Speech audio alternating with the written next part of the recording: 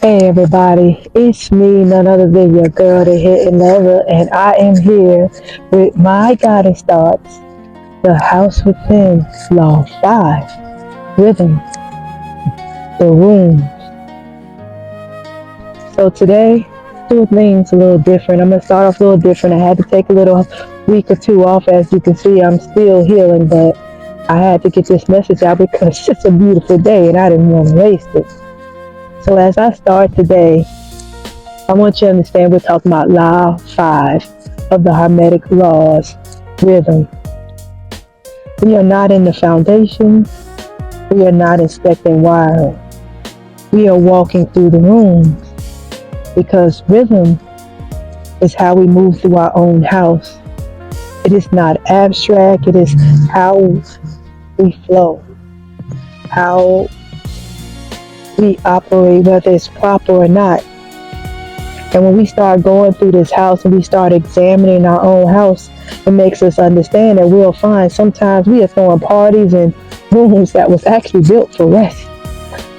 Or we're resting in areas where we're actually supposed to be working, or we're supposed to be becoming, wondering why we go through those moments in life where we feel confused, the lost. But I want you to understand it's truly not confusion or misdirection. It's just our timing is off, it's out of sync. IG, our rhythm is off. Our rhythm is out of sync. So rhythm, as I want you to understand, and as I bring it into the Hermetic Law, is everything flows. Everything rises and falls. Everything pulsates. Rhythm got to have that beat, got to have that. And as we understand that, it helps open me and my mind to understanding that with rhythm, we can't inhale forever. We can't exhale forever. We can't bloom all year. That's why we have seasons for a reason. Sometimes it's the time to grow. Sometimes it's the time to sow. Sometimes it's the time to recoup. Sometimes it's the time to rest, to rebuild.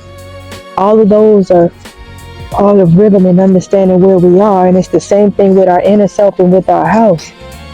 It's just full of different rooms for different reasons, but are we in the right room for the right reason during the right season?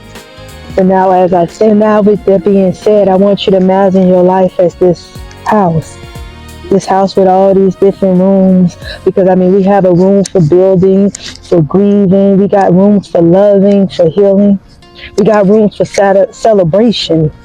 We have rooms for a lot of different things, deep thinking, rest, all that stuff.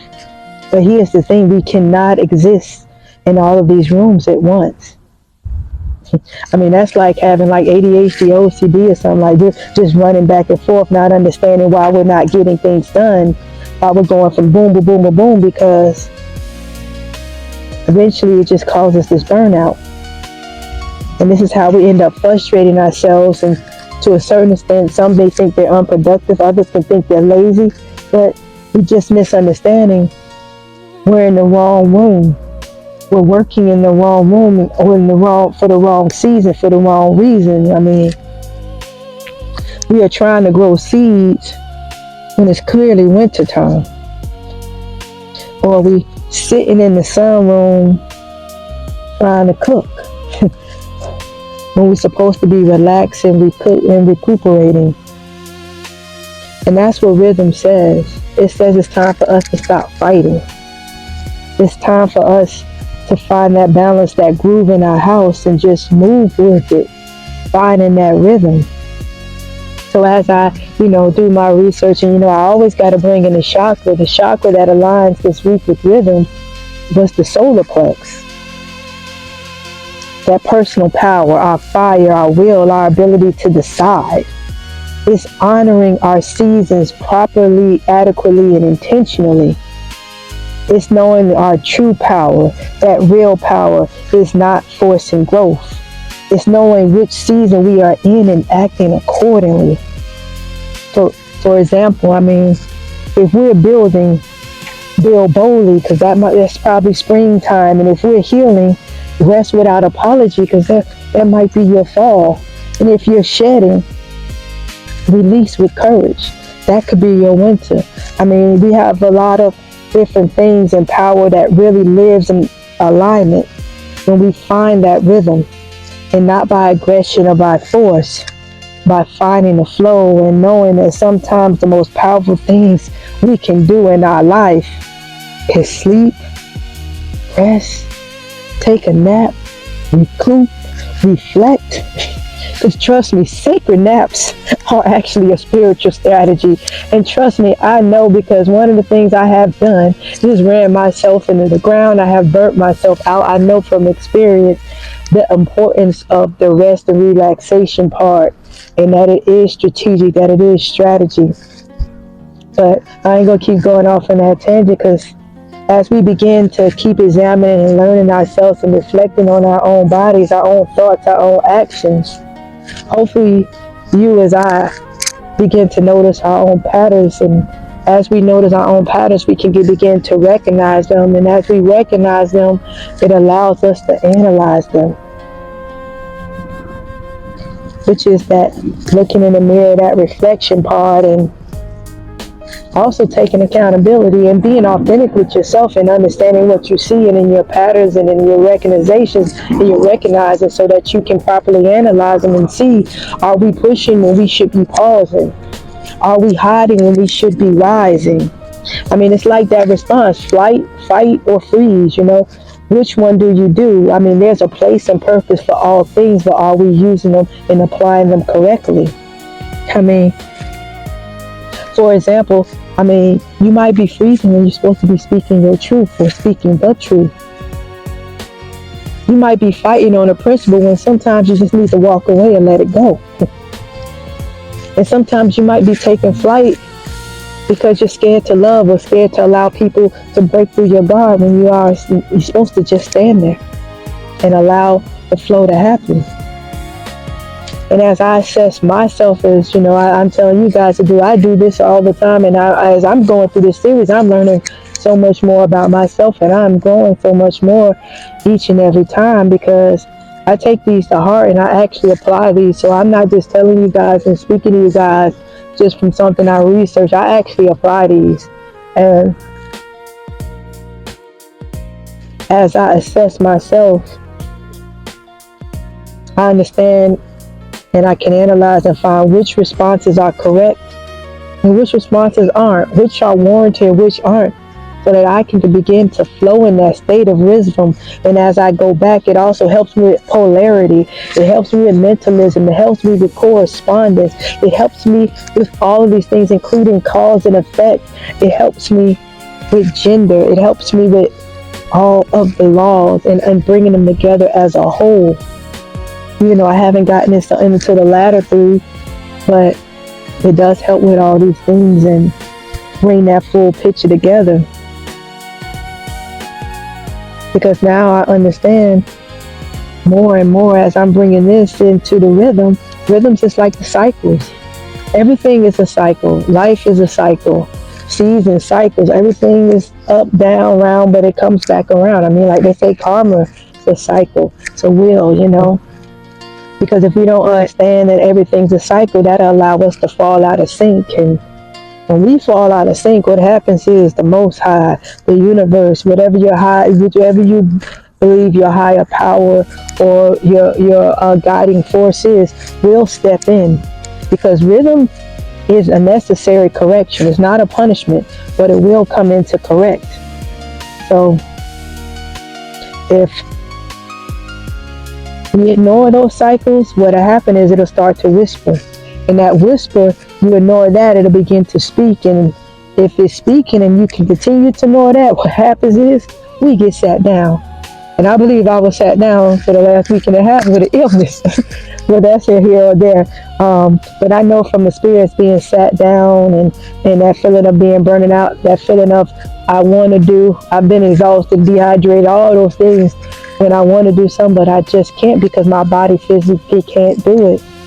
So that cycle was like, you ain't learned the last time, and you ain't learned the time before that, and you ain't learned the time before that to stop. You didn't see the signs, so now we got to sit you down. See, when we was whispering, you kept going. When we were speaking, you kept going. Now, you ain't got no choice but to sit down because you can't move. And that's the truth of the matter.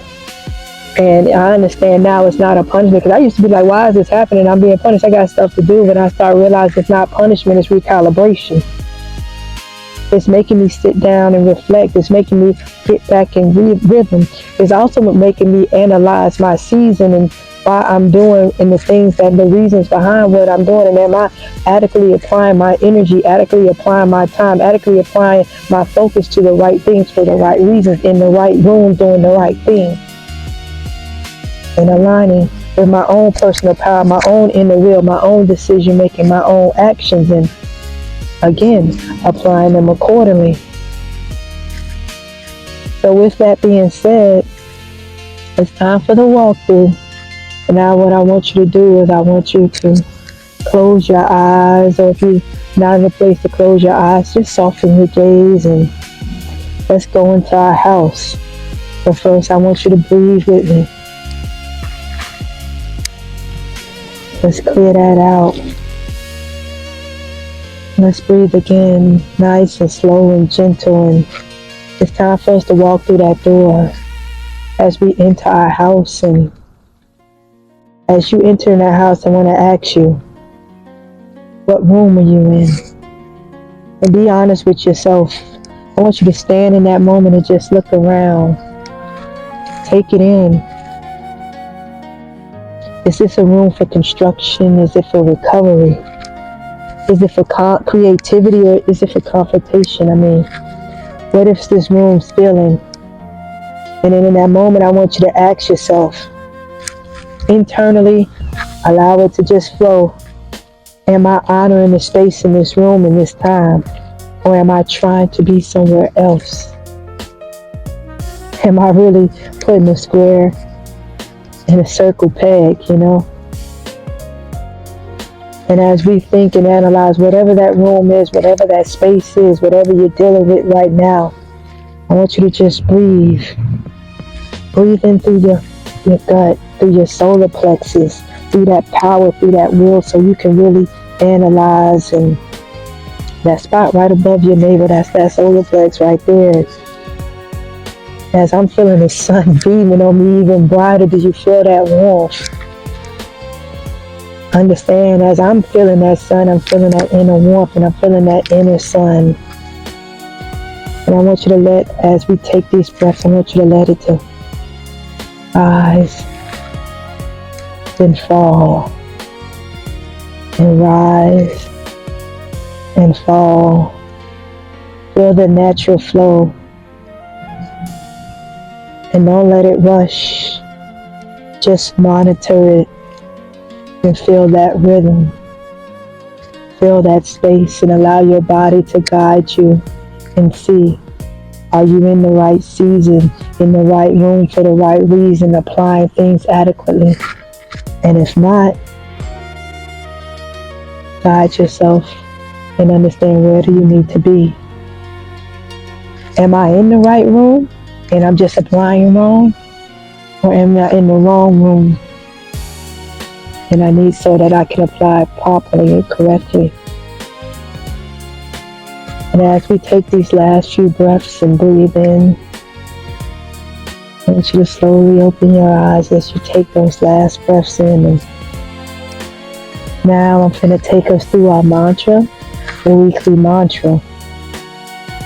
I honor this season of my life. Now I want you to repeat it after me. I honor this season of my life. And I'm going to repeat it one more time. And as you speak it, I want you to believe it and feel it inside, that I honor this season of my life. Now, as we honor this season, I want us to stop glamorizing and stop being in a lot of constant motion, and knowing that rhythm is here to teach us that there is dignity in pause. There is wisdom in retreat. There is strength in pacing ourselves. And it's also us knowing that we are not late, we are not behind, we are just in a cycle that's constantly turning. You know, that wheel of fortune, that hamster wheel, the bicycle wheels, and it's always turning. So I want you to think about this and maybe understand this as I have learned myself. Sometimes as I'm feeling restless, or you may feeling restless, it may be that time for us to rise. And if we feeling tired, it may just be time for us to rest and restore. And sometimes when we feeling bored, that's the time when it's time for us to reinvent ourselves. And now as you honoring what you feel, I want you to know that rhythm is our friend, it's not our enemy. It's the beat we vibe to. It's the music in our soul that moves us, that's got us patting our feet. So don't fight that beat. Feel that rhythm. School runners say, feel they right. Get on your feet. You know, it's just the Winter Olympics. I've been thinking about cool runners, but for real, feel that rhythm. Because he's fighting that feeling, fighting that beat is fighting ourselves. And we're not here to fight ourselves.